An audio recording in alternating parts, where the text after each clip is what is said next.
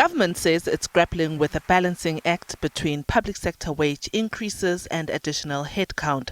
It says there's always competition between the two. We think despite the rhetoric from government and from the private sector, the wage bill is actually, there's nothing wrong with it. It's stable. It's been stable at about 30% to 35% of the budget over the last many years. In fact, what we've noticed actually there's an increase in the amount of vacancies in the public service, especially around critical frontline service functions like nurses and doctors, teachers, police officers, Home Affairs. And the consequence, if you don't fill these critical vacancies, then you see long queues at Home Affairs. You see long queues at hospitals.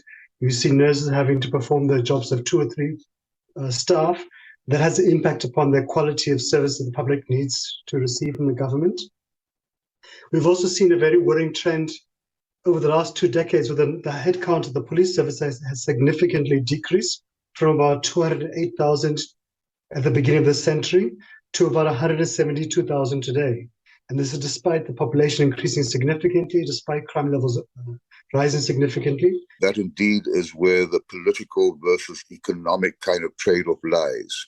Does one go for an expedient social kind of approach where you do allow and permit very big wage increases? If so, in the longer term, we pay a very high price. That would actually mean government have to borrow more money, which means that the financing burden gets passed on to a future generation.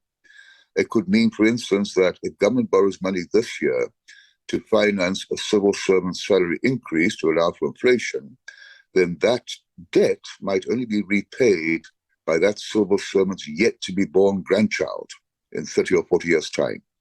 So a very dangerous path to follow. Unions and government have been struggling to find each other on salary hikes. However, Public Service and Administration Minister Thulas Nxesi says he's contemplating implementing its contentious final offer of a 3% wage hike to reduce uncertainties about the fiscal outlook. This as time is running out ahead of the medium-term budget policy statement next week. It's hypocritical of government to complain about the wage bill when politicians saw no problem giving themselves a 3% increase this year, when ministers saw no problem themselves asking for government to pay for the electricity and water bills, when ministers, mayors, MECs, etc., driving government-paid for cars. They don't pay for petrol, they don't pay for domestic workers, etc. We've seen ministers deciding to increase the amount of staff in their personal offices from 11 to 15. So we think government needs to be a bit more sensitive to the real plight that teachers and nurses and doctors, public servants are facing, and to treat them with respect. I'm glad I'm not the Minister of Finance. It's an impossible battle to win because he has to balance economic reality with, of course, political expediency.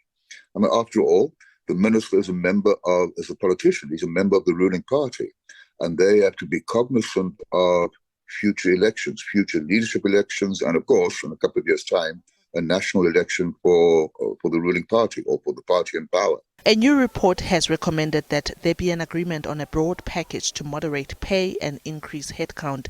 It says this will improve the effectiveness of public services.